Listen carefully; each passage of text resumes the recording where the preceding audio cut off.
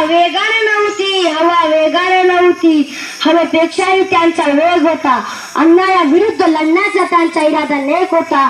अशा रामजी बाबांचा लेख भीमराव आंबेडकर लाखात नाही तर जगात एक होता.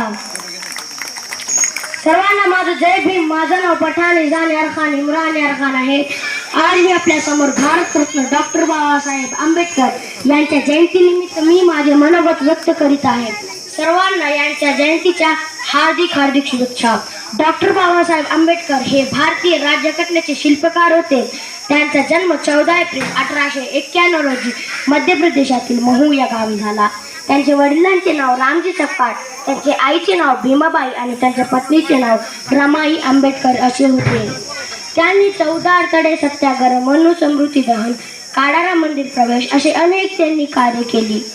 त्यांनी शिका, संघटित संघर्ष करा असा जगाला मूलमंत्र दिला होता. त्यांनी 2 वर्ष 11 महिने 18 दिवस सतत प्रयत्न करून आपल्या भारताला संविधान दिले.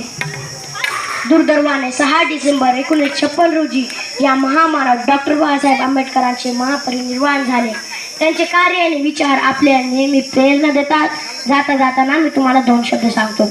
हर फूल को शामिल करके बागबान बना है, हर फूल को शामिल करके बागबान बना है, बाबा साहेबों की किताबों से ये हिंदुस्तान बना है, बाबा साहेबों की किताबों से ये हिंदुस्तान बना है. आज ही के दिन का है बड़ा महत्व, बनकर सूरज चमका एक इंसान, कर गए सबके भले का ऐसा काम, बना गए हमारे देश का संविधान, हमारे देश का संविधान. इथे मला बोलण्याची संधी दिली व आपण ऐकून घेतले त्याबद्दल मनपूर्वक आभार. जय हिंद, जय भारत, जय भीम. थँक्यू.